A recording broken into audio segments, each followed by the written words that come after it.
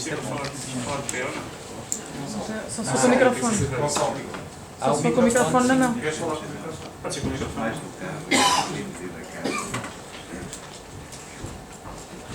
Começo sentado. Já boa tarde a todos. Sim. Boa tarde a todos. Bem, eu estava ali sentado e estava de facto a ouvir as vossas problemáticas, as vossas questões e estava a ficar preocupado porque, digamos, fiquei com a tarefa dificultada porque na prática, bom, eu tinha aqui algumas, enfim, falar da parte mais técnica, falar aqui um pouco também dos dimensionamentos, alertar eventualmente aqui para algumas situações que temos de ter em atenção quando contactamos com os condóminos, que tipo de perguntas é que fazemos, porque na prática nós podemos falar das perdas da distribuição, nós podemos falar do que a solução não se adapta porque o depósito não cabe na cozinha, podemos dizer que o bloco de apartamentos não tem uma sala técnica, mas no fundo, quer dizer, todos nós vivemos em edifícios que são diferentes uns dos outros e portanto eu não posso generalizar e eu tenho que olhar caso a caso. Este é eu diria que é um dos problemas que torna esta problemática de instalar solar térmico nos edifícios já existentes tão interessante. Porque nos edifícios novos é muito fácil. Eu parto a parede, aliás, não acho que tirei a fotografia que tinha ali, porque tinha ali uma fotografia muito interessante, mas acabei por tirar, porque, bem, se estamos a falar de edifícios existentes, não vale a pena trazer fotografias de edifícios novos, mas no fundo a fotografia mostrava uma parede totalmente partida, onde, enfim, havia zonas que já nem tijolos tinham, para passar a toalagem. Portanto, aí não há grande problema, porque na prática eu posso perfeitamente passar os tubos onde quiser e, enfim, colocar a zona técnica também onde quiser. A parte dos edifícios existentes, de facto, é extremamente interessante, e realmente é desafiante, porque eu não posso fazer tudo aquilo que me apetece. Eu tenho que fazer tudo aquilo que o edifício me permite fazer. E é um pouco esta mensagem que vos queria transmitir, e aliás a apresentação vai um pouco também nesse sentido, mostrar-vos algumas fotografias, alertar-vos para tipo de cuidados a ter quando realmente se decide, enfim, definir uma solução para blocos de apartamentos. À medida que for falando, como é óbvio, depois vão surgindo todas aquelas questões que vocês tinham, nomeadamente as perdas térmicas, nomeadamente o depósito, enfim, se realmente há soluções mais vantajosas umas que outras, portanto, vamos poder falar de tudo isso. Como é que se vai estruturar a minha apresentação? Vamos falar aqui dos cuidados na definição da solução a implementar. Vamos falar também do tipo de soluções existentes, aliás o Miguel fez esta pré-introdução com as várias soluções, eu vou falar também delas, com algumas fotografias. Falar aqui do case study em telheiras, que é algo bastante interessante e bastante desafiador, ainda estamos só no início deste case study, mas penso que vai trazer aqui, pelo menos eu estou convencido disso, vai trazer algumas certezas quando realmente decidimos instalar um sistema solar num edifício já existente. E depois, por último, afinal, que obras é que são necessárias para implementar um sistema solar térmico no edifício? Cuidados a ter na definição da solução. A primeira coisa que precisamos de pensar é, afinal, no espaço onde vamos colocar os coletores solares. Não vale a pena começar a pensar que temos que colocar depósitos, que se necessitamos de uma zona técnica muito grande, muito pequena, se na prática o edifício não tem um potencial solar. Ou seja, se o edifício nem sequer tem uma cobertura virada a sul, ou se a cobertura tem equipamentos que normalmente existem nos edifícios, como as unidades de tratamento de ar ou as unidades exteriores do ar-condicionado, e de facto eu não tenho uma zona onde possa colocar os coletores solares. Portanto, este é o primeiro ponto que temos que verificar quando fazemos essa intervenção ou essa pesquisa no edifício. Depois, podemos também partir aqui para, enfim, procurar um pouco que tipo de sistema é que existe atualmente a produzir água, ou seja, se realmente existe um esquentador, um termoacumulador elétrico, que tipo de sistema é que existe. Depois,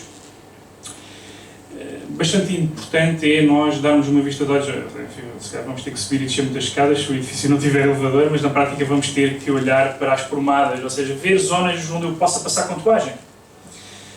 Porque eu vou ter que passar com topagem, e isso é inevitável, a não ser que, enfim, opte por aquela solução um pouco mais, enfim, eu arriscaria a dizer arcaica, que é colocar termosifões na cobertura do edifício. Vocês todos já devem ter visto, provavelmente, esse tipo de solução. Não quer dizer que seja uma solução má, ou que seja uma solução péssima, tem muitas perdas, não, tem algumas vantagens, outras desvantagens, mas de facto, enfim, é uma solução que eventualmente se pode implementar.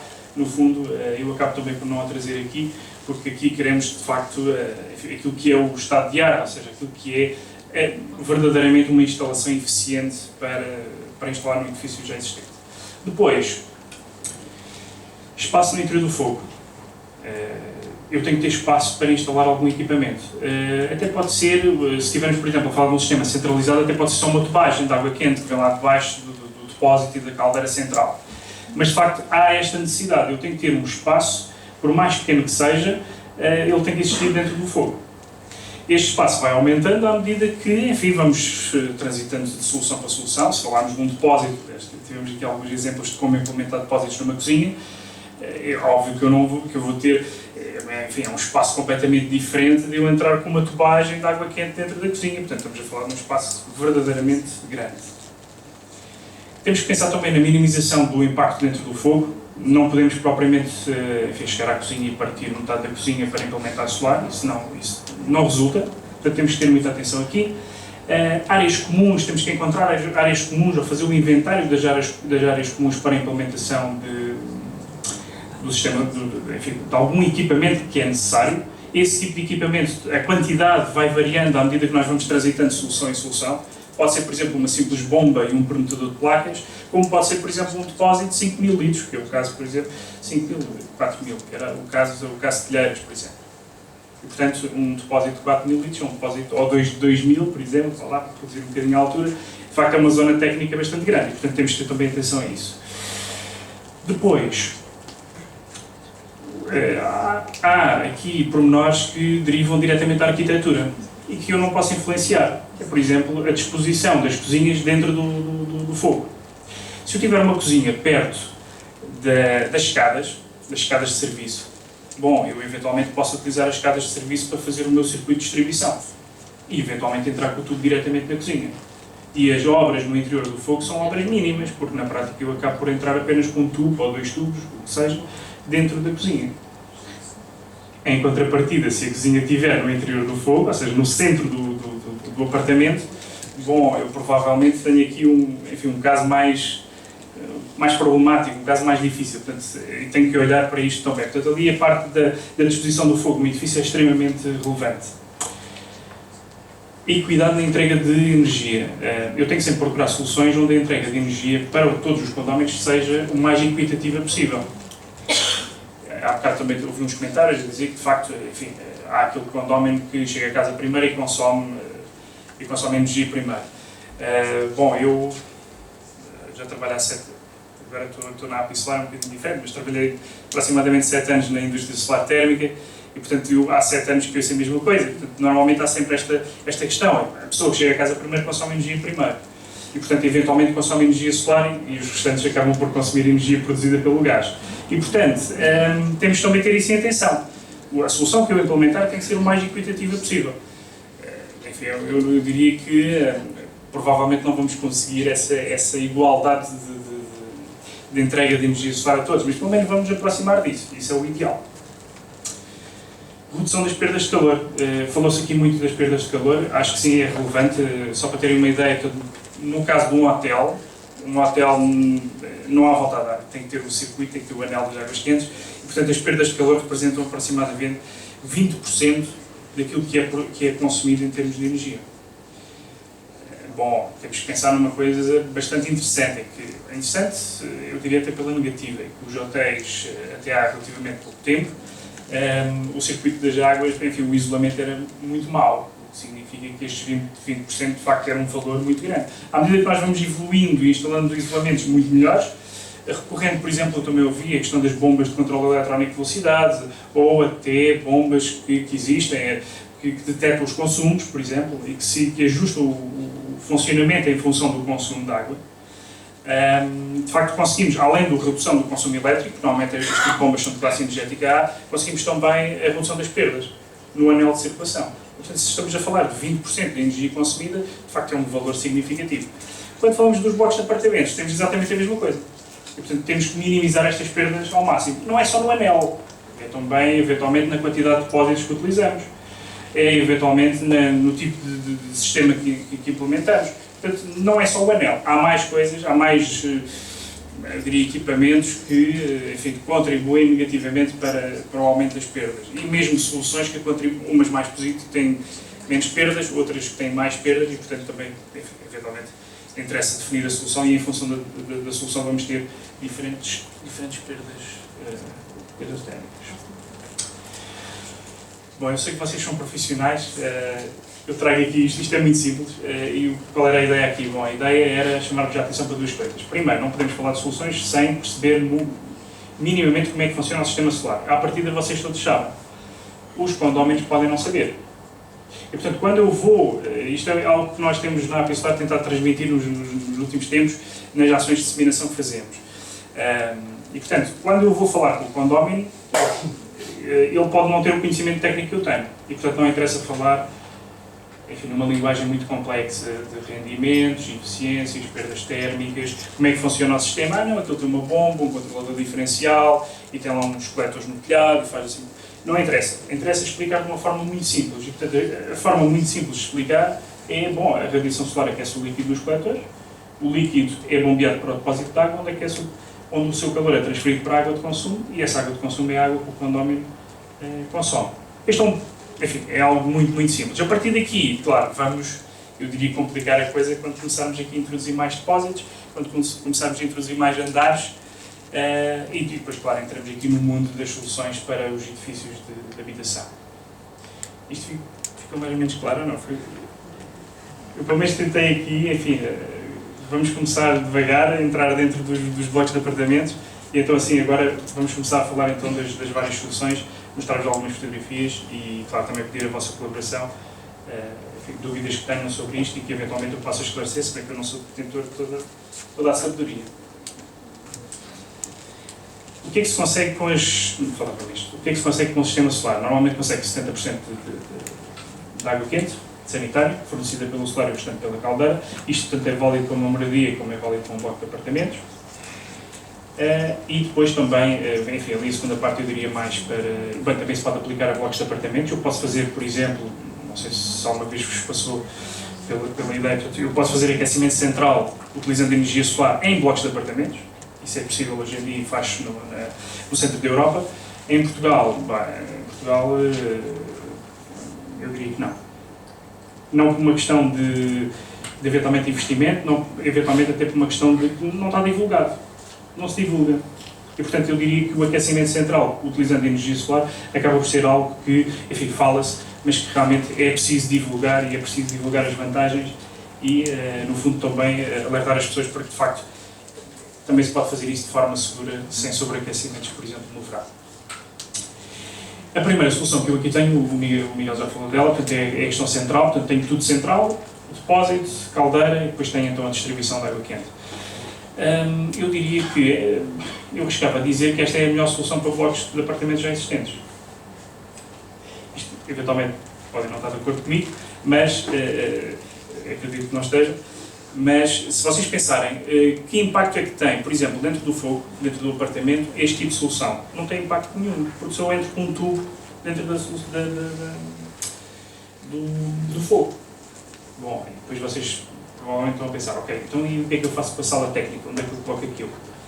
Bom, há de haver casos em que eu consigo, de facto, implementar a sala técnica, onde tenho, por exemplo, falaram da sala de condomínios em Telheiras. E eu, por acaso, quando estive a olhar para as plantas, estive a olhar para ela e pensei, bom, eu posso aqui cortar metade para a sala técnica. Pensei nisso. Bom, eu tenho que arranjar uma solução para o problema. E, eventualmente, eu tenho blocos onde, de facto, tenho uma área, até pode ser nas garagens, onde posso colocar a sala técnica, por exemplo. E tenho outros blocos que isto não é possível. Eventualmente, olha, o bloco onde eu moro, eventualmente pode ser possível, na cobertura.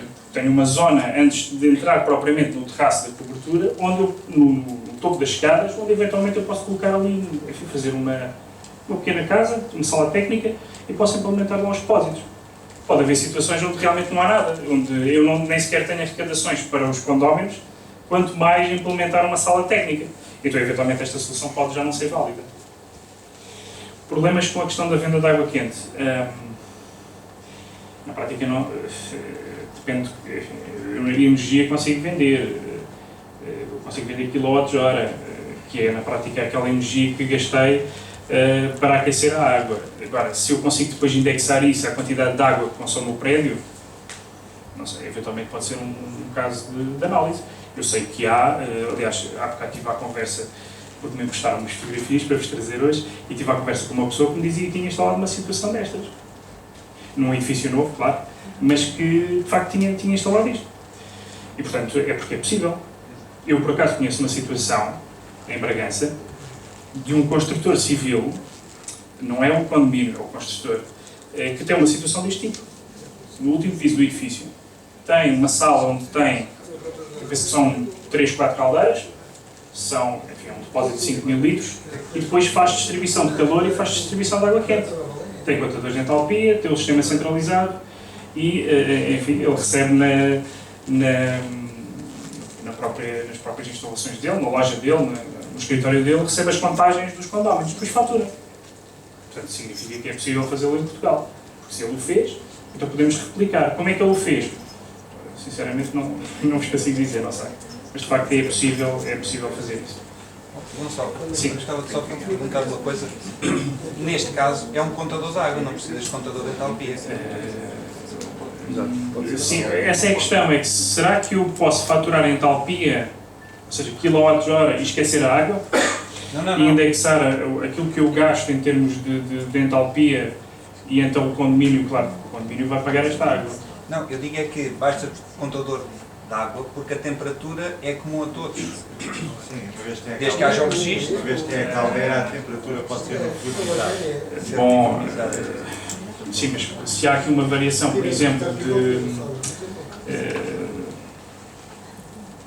sim, eventualmente. Mas o problema depois põe-se com a venda dos metros cúbicos. Sim, tem um preço porque é a 50 graus. Eu não sei se depois é permitido venda de metros cúbicos de água, porque eu penso que isso é monopólio das empresas que fazem esse tipo de serviço e não de... Ou seja, os kWh acabam por ser eventualmente mais fácil do que propriamente vender metros cúbicos. É o conceito, enfim, é aquilo que... Mas aqui está a vender metros cúbicos de água, que é o condomínio que está a comprar água. Sim.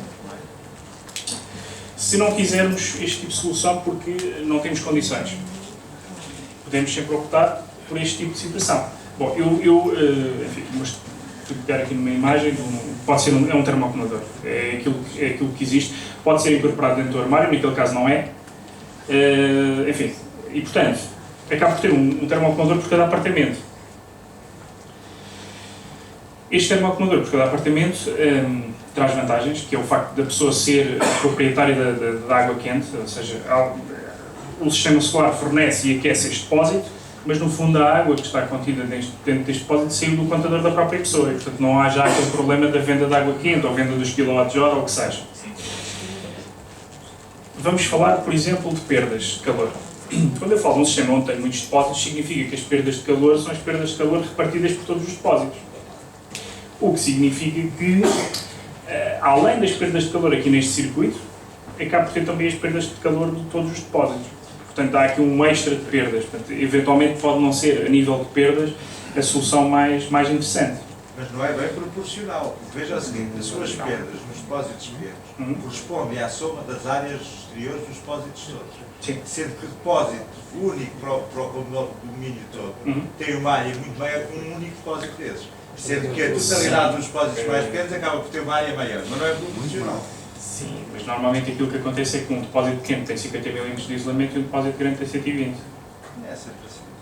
Deveria ser. Devia ser. Deveria ser. E portanto, há este problema eventualmente das perdas. Há aqui também uma questão do equilíbrio hidráulico da instalação. O equilíbrio hidráulico da instalação, portanto, eu garantir que de facto todos os depósitos estão equilibrados.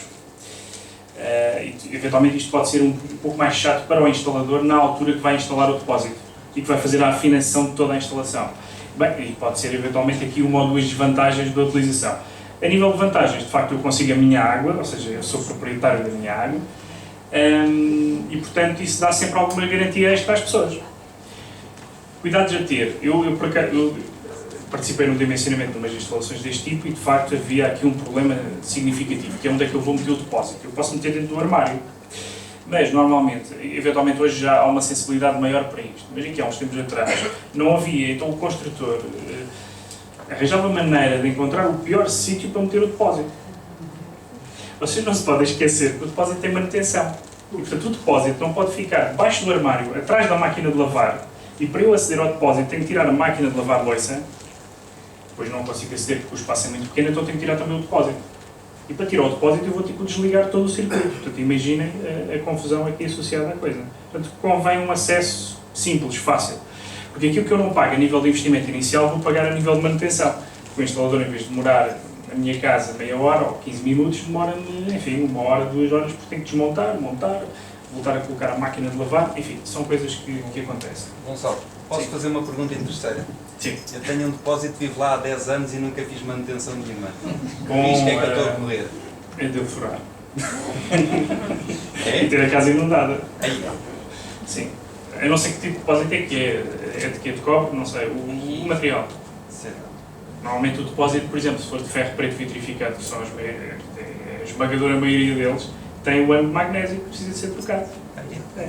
Normalmente, assim, aconselha-se pelo menos verificação anual, ou de 2 em 2 anos, vá lá. 2 em 2 anos? 2 em 2 anos verificar. Não substituir, enfim, substituir é um pouco, depende do tipo de anos que tem, mas pode ser até visual, ou seja, o instalador desenrosca o ano e vê se realmente ainda há ano ou não.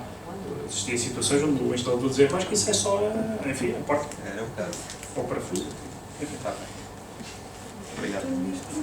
Depois, não sei se alertei aqui para uma problemática de depósitos. Não, mas o seu colega alertou para uma coisa certa. Com um depósito, a tal inundação, pequena ou grande, vai tê-la sempre. Pode ser ao fim de 2, 5, 10, 15, 20. Mas vai tê-la sempre. Estou a ver que sim. Já me estão a entrar em despesas. A vantagem de outra, eu não falei, mas a vantagem de outra solução é também não ter zona técnica, não sei se repararam. Eu consigo implementar aquela solução, eventualmente em edifícios onde não há zonas comuns, há muito poucas, e eu tenho algum espaço no interior do apartamento. Imaginem que eu não tenho espaço no interior do apartamento. Bom, eventualmente já é um pouco complicado instalar esta solução.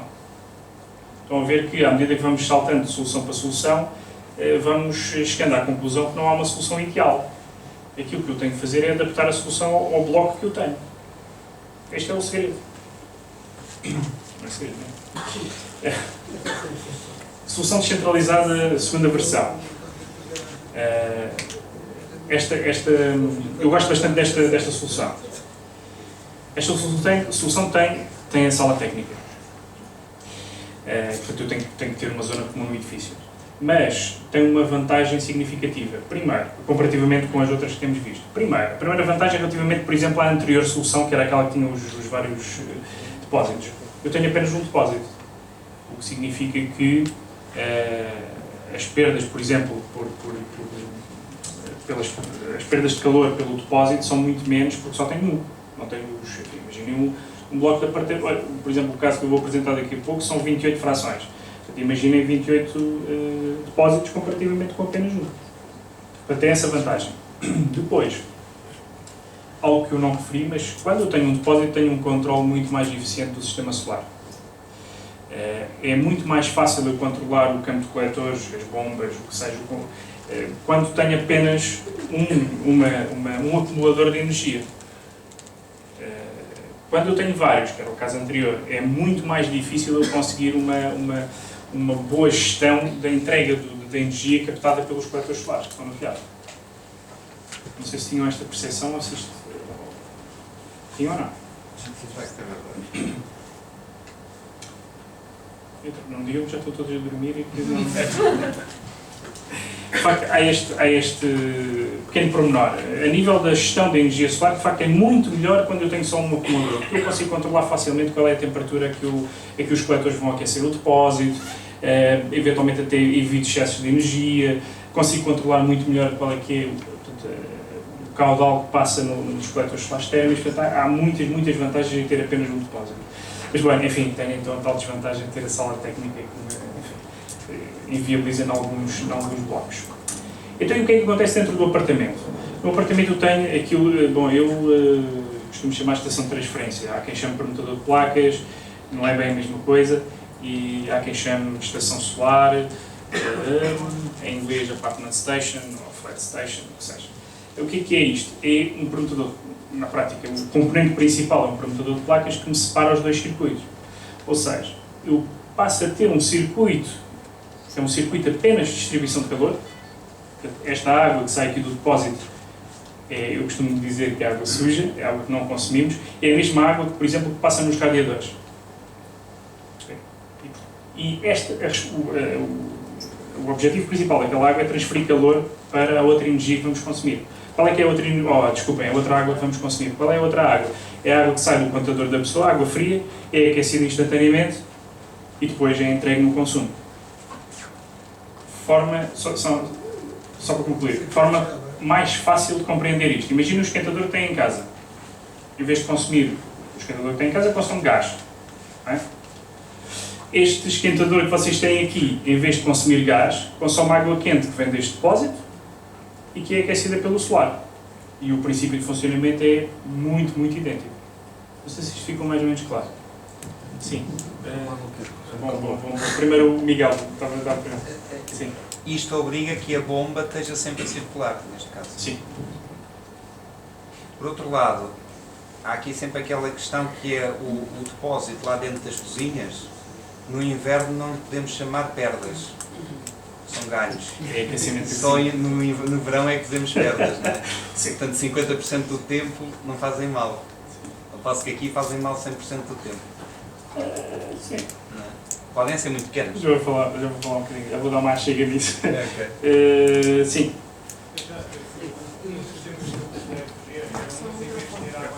Peraí.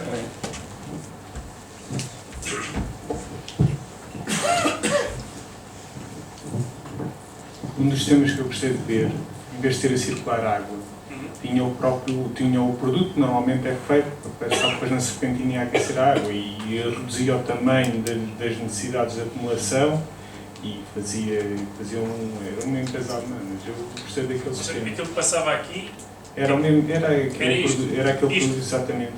água anticongelante.